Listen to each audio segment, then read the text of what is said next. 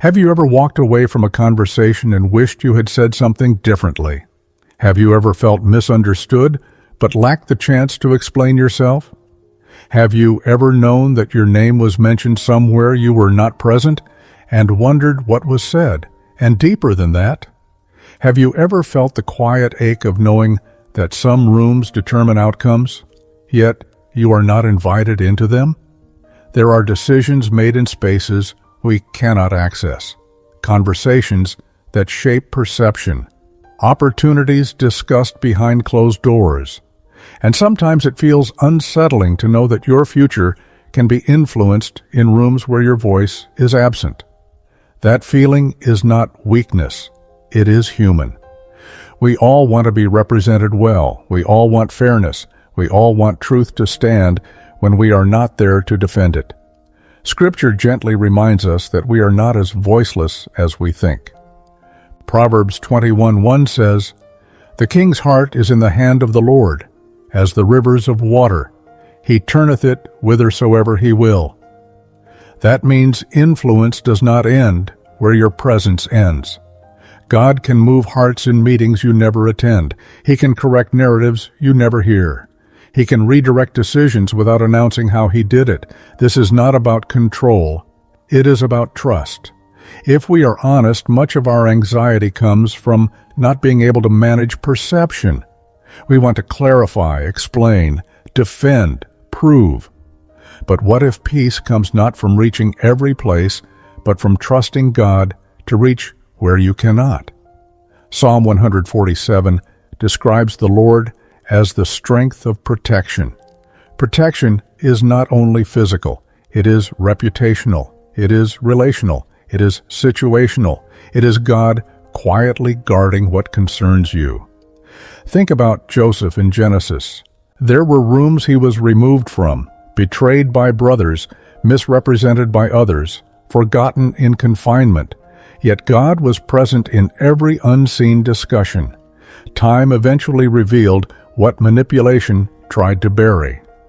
When God speaks on your behalf, clarity rises without chaos. Vindication arrives without bitterness. Perhaps the deeper reflection is this: do you trust God enough to represent you? Or do you feel you must defend yourself everywhere? There is humility in stepping back. There is strength in silence when it is rooted in faith. Isaiah 54:17 assures that no weapon formed against you shall prosper, not because you fought every rumor, but because God stood over your story. This morning reflection invites surrender, not passivity. It asks you to consider that while you cannot enter every room, you are never absent from God's sight. Your integrity travels farther than you realize. Your obedience speaks louder than you think. And when your life aligns with truth, God has a way of amplifying what needs to be heard. So instead of carrying the weight of unseen conversations, carry trust. Instead of rehearsing imagined outcomes, rest in divine oversight. The God who orders steps can also order words spoken about you. The one who sees in secret can defend in public.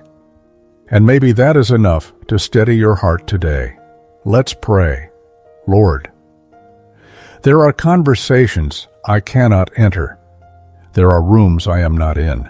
There are decisions being made where my name may be mentioned or may be forgotten entirely, and I find myself wondering what happens to my story when I am not there to tell it.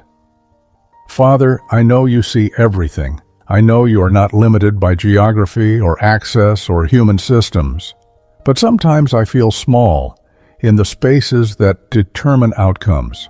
I feel invisible in places where visibility seems to matter. I feel dependent on interpretations I cannot control.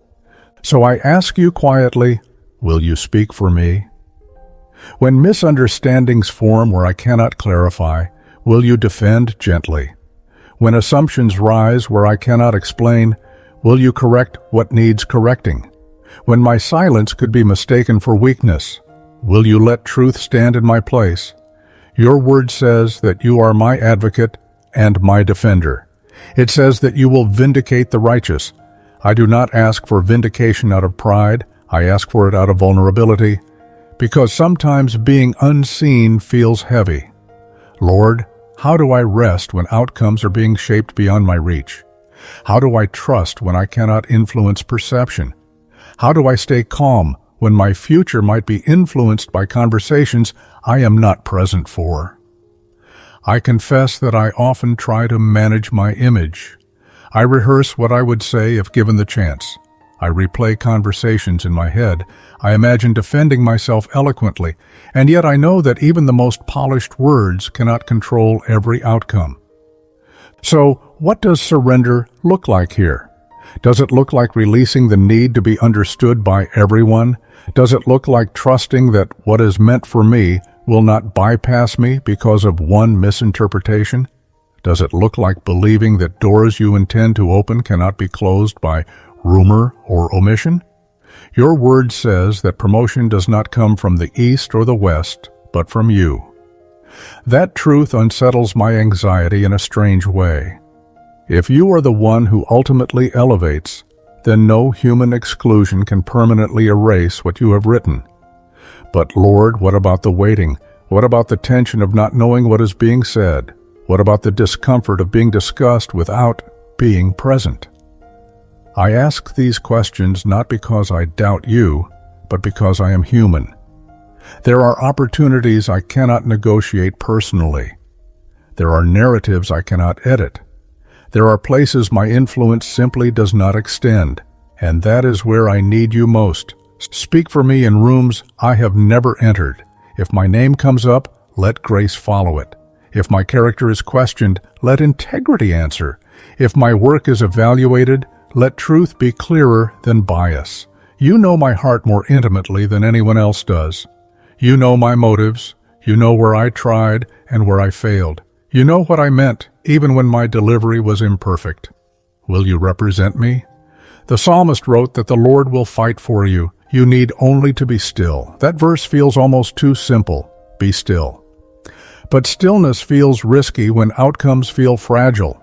Stillness feels dangerous when I want to explain myself. Stillness feels vulnerable when I want to secure my position. And yet, you ask for trust. So I sit here this morning with open hands instead of rehearsed defenses. If there are places I cannot reach physically, you already inhabit them.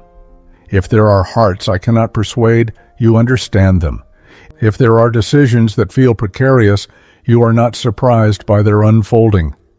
Sometimes I wonder, why does it matter so much to me to be understood? Is it fear of losing opportunity? Is it fear of being misjudged? Is it fear that silence will cost me something? Lord, search me gently. If pride is hidden in my anxiety, soften it. If insecurity is driving my need to control perception, heal it. If fear is whispering that everything depends on my constant effort, quiet it. You spoke on behalf of your people before. You stood in the gap. You turned hearts of kings. You moved circumstances quietly, without spectacle. You opened doors that no one expected, and closed doors that would have harmed. Can you do that for me? Can you align conversations in ways I cannot orchestrate? Can you soften opinions without my intervention? Can you protect my name without me defending it constantly? There is something deeply humbling about asking you to speak for me. It means I admit that my voice is limited. It means I admit that my reach is finite. It means I admit that not everything can be secured through strategy. But it also means I believe you are involved. Your word says that the Lord is my shepherd. A shepherd guides not only with direction, but with protection. Sheep do not negotiate their safety, they follow. That image challenges me. Am I willing to follow even when I do not know what is happening behind the scenes? Lord, if I am being discussed in rooms of opportunity, let favor surround my name.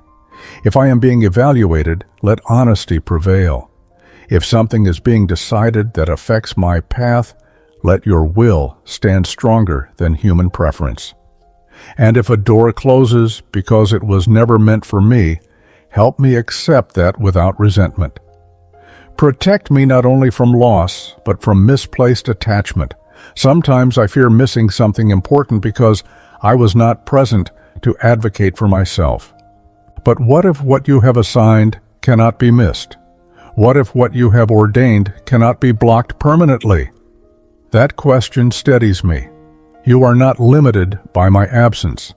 You are not dependent on my constant explanation. You are not confused about my life. So this morning, instead of drafting mental arguments, I release the need to manage every unseen conversation.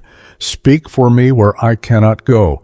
Speak for me where I am misunderstood. Speak for me where my silence feels exposed. And as I sit here, I realize something quietly profound. Perhaps this prayer is less about you speaking loudly in distant rooms and more about me trusting that you are already present there. That trust is what I need to deepen.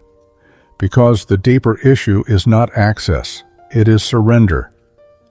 Lord, if I am honest, the hardest part of this prayer is not asking you to speak for me. It is learning how to be quiet while you do. I can ask you for help with sincerity. I can release my need to control in theory, but resting while nothing visible shifts, that is where my trust feels tested. How do I remain at peace when I do not know what is unfolding behind closed doors? How do I sit still when decisions are being made that affect my path? How do I refrain from inserting myself prematurely out of fear that silence will cost me something? There is a part of me that believes vigilance equals wisdom. If I am always alert, always checking, always anticipating, perhaps I will not miss my moment. But vigilance can quietly become anxiety when it is untethered from trust. And anxiety does not sharpen my clarity, it blurs it. Your word says that those who trust in the Lord will be like Mount Zion, which cannot be moved but abides forever. That image lingers in my mind. A mountain does not chase outcomes. It does not rush to secure its place. It remains, stable, unshaken, present. Lord, can I become like that inwardly? Not immovable out of stubbornness, but steady out of confidence in you. I notice that when I think about unseen places, rooms, conversations, evaluations, I imagine worst-case scenarios. Why does my mind travel there so easily? Why do I assume absence equals disadvantage? Why do I equate silence with vulnerability? Perhaps because I have learned to rely on effort. Effort feels measurable. Effort feels controllable. Effort gives the illusion that if I do enough, I can shape everything. But you do not ask me to control what only you can oversee. You are already present in places I cannot enter. You hear conversations before they begin. You understand intentions before they are formed into words. Nothing is unfolding outside of your awareness. If that is true, then why do I still tense up? Maybe because rest requires relinquishment, and relinquishment feels like risk. Lord, teach me the difference between passivity and trust. I do not want to disengage from responsibility. I simply want to disengage from obsession. There is a quiet line between healthy concern and constant mental rehearsal. I often cross it without noticing. You once told your disciples not to worry about what they would say when brought before authorities, because the Spirit would give them words in that hour. That promise was not about laziness. It was about reliance. It was about knowing that even in high-stakes moments, they would not be abandoned. If you could give them words in that hour, can you not shape conversations in rooms I will never enter? The psalmist wrote that you surround me behind and before. That image feels comforting now. You are not only ahead of me preparing what is coming, you are behind me guarding what has already happened. If something from my past is mentioned, you know the full context. If something about my character is discussed, you know the truth beyond surface impressions. Perhaps resting is not the absence of movement. Perhaps it is the refusal to interfere with what you are orchestrating. What would it look like for me to trust that if something is meant for me, it will not require frantic defense? What would it look like for me to believe that doors sustained by you do not depend on constant self-promotion? These questions are not easy for me. I have learned to work hard. I have learned to show up prepared. I have learned to articulate my worth. And those are not wrong things. But there are moments when effort ends and surrender begins. This feels like one of those moments. Lord, if I am being considered for something, let integrity speak louder than reputation. If I am being evaluated, let truth outweigh opinion. If my name is raised in uncertainty, let clarity accompany it. And if my absence from certain spaces is intentional, if you are shielding me from something I cannot yet see, give me grace to accept that too. Not every closed door is rejection. Not every silence is neglect. Sometimes what feels like exclusion is protection. You are not scrambling to secure my future. You are not surprised by human systems. You are not anxious about outcomes. So why should I live as though everything is fragile? There is something liberating about admitting that I cannot be everywhere at once. It means I can rest where I am. It means I can be faithful with what is in front of me instead of mentally chasing what is beyond my reach. Rest for me may look like focusing on today's obedience instead of tomorrow's approval. It may look like speaking truth where I am rather than worrying about where I am not. It may look like trusting that unseen work is still work. Your word says that unless the Lord builds the house, those who build it labor in vain. That verse humbles me. If something is being built that has my name on it, you are the true builder. And if you are building, I do not need to panic about what I cannot oversee. Teach me to release without becoming indifferent. Teach me to trust without becoming careless. Teach me to rest without feeling irresponsible. Because I want to live lightly, not tightly. I want to move through this season with composure, not constant internal tension. If today brings silence from the places I am waiting on, let that silence not interpret itself as rejection. If days pass without visible movement, let that delay not translate into doubt. You are moving even when I do not see motion. You are speaking even when I do not hear the echo. You are arranging even when I cannot trace the threads. And perhaps the greater invitation in this prayer is not simply asking you to speak for me, but allowing myself to be quiet enough to trust that you already are. Lord, as this prayer deepens, I realize that what feels most vulnerable to surrender is not just an outcome, but my name, my reputation, the way I am perceived when I am not present to clarify. There is something deeply human about wanting to be understood accurately, wanting to be seen fairly, wanting the effort I have made to be recognized without distortion. And yet, perception lives outside of my control more often than I am comfortable admitting. What does it mean to trust you with my reputation? Does it mean I stop caring what anyone thinks? I do not believe that is what you ask of me. Integrity matters. Character matters. Faithfulness matters. But obsession over image does not produce peace. There is a difference between stewarding my character and anxiously managing how it is interpreted. Your word says that a good name is more desirable than great riches. That verse reminds me that reputation is not trivial. It carries weight. It affects opportunity. It influences doors. And still, the same scriptures also say that the Lord is my defender and the lifter of my head. If you are my defender, then I am not my only advocate. There are moments when I replay past conversations, wondering if I spoke clearly enough. I reconsider decisions, wondering how they might be perceived. I anticipate misunderstandings before they even occur. And all of that mental rehearsal leaves me tired. It creates a subtle vigilance that never fully rests. Why is it so difficult to trust that you can protect my name better than I can? Perhaps because my name feels personal. It feels like my history, my effort, my credibility condensed into a single word. And when I imagine it being misrepresented, I feel exposed. But you know my history more fully than anyone. You know where I acted with sincerity and where I faltered. You know my growth. You know my intent. You know the chapters that no one else saw. If someone discusses me without full context, you have full context. If someone evaluates me based on limited interaction, you see the whole story. If someone misreads my silence, you understand my motives. So, what would it look like to release the fear that one conversation could undo what you have been building? Opportunities often feel fragile. They seem dependent on timing, perception, and positioning.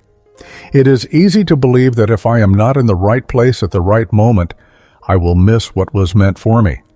But what if what you assign cannot be erased by absence? What if what you ordain cannot be permanently blocked by misinterpretation? Joseph was misrepresented and still rose. David was overlooked and still anointed. Esther was unknown until she was positioned.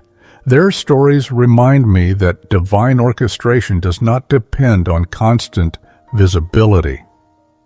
Lord, if I am meant to step into something, you are capable of aligning it without my constant surveillance. If I am not meant to step into it, no amount of self-promotion will secure it in a way that brings peace. That realization humbles me. Trusting you with my opportunities means accepting that not every open door is mine to walk through, and not every closed door is loss. It means believing that what passes me by may not have been assigned to me in the first place.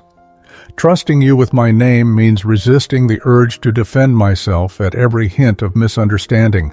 It means discerning when to speak and when to remain quiet.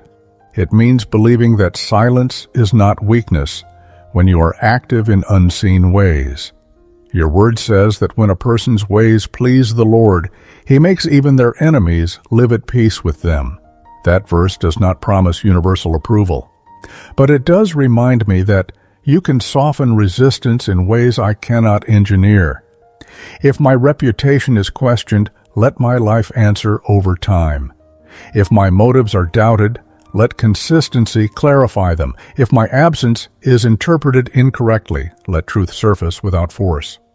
There is something freeing about admitting that I cannot manage every narrative. I cannot control how every story is told. I cannot ensure that every detail is understood, but I can choose integrity. I can choose honesty. I can choose faithfulness where I stand. The rest belongs to you. I do not want to live bracing for misrepresentation. I do not want to live constantly adjusting myself to preempt criticism. I want to live authentically and trust that what is aligned with you will remain. If someone misunderstands me, teach me patience. If someone misjudges me, teach me restraint.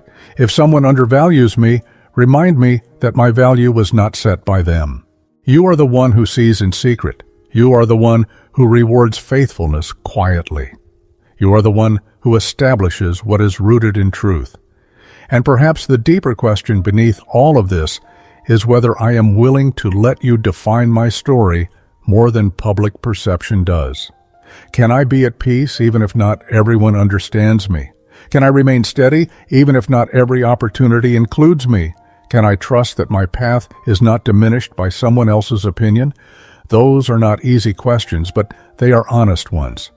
I want to trust you not only with visible outcomes, but with invisible reputation. Not only with open doors, but with conversations I will never hear. If my name is spoken today in a room I cannot enter, let grace accompany it. If it is not spoken at all, let me rest knowing that silence does not cancel purpose. You are capable of weaving outcomes without my interference. You are capable of preserving what you have planted. You are capable of elevating what is aligned with your will.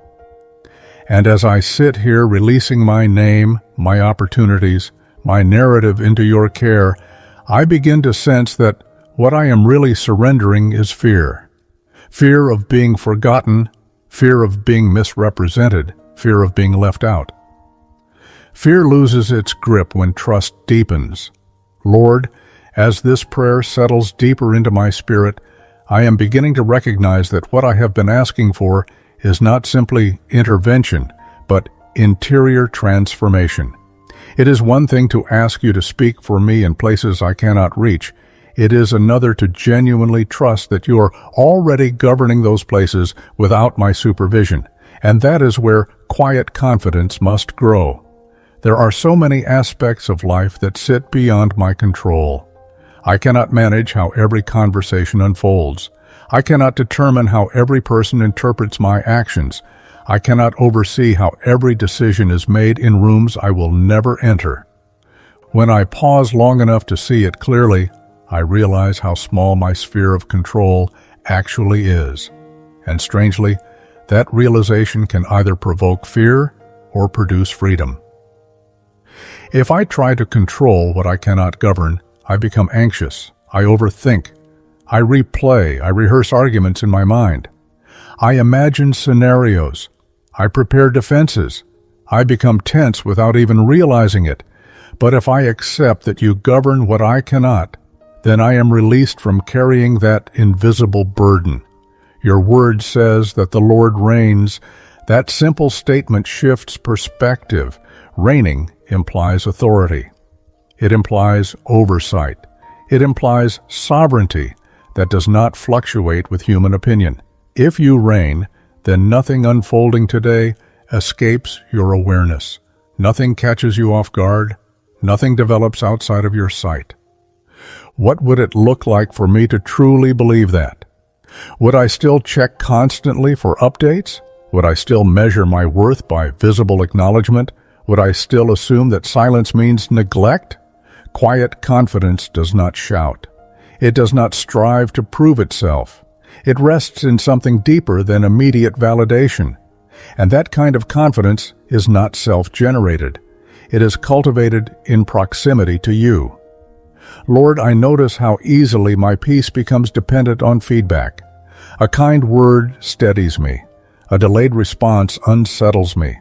An opportunity extended reassures me. An opportunity withheld causes doubt to surface. But when my emotional stability rises and falls with external signals, I am not rooted. I am reactive. I do not want to live reactively. I want to live anchored. Anchored in the truth that you are shaping what I cannot shape. Anchored in the understanding that timing belongs to you. Anchored in the awareness that my life is not a fragile thread that can be cut by one overlooked moment. You once asked, who by worrying can add a single hour to his life? That question feels pointed but gentle. Worry gives the illusion of participation, but it does not actually produce control. It simply drains energy from the present. If I believe you govern what I cannot control, then I can return my attention to what is in front of me.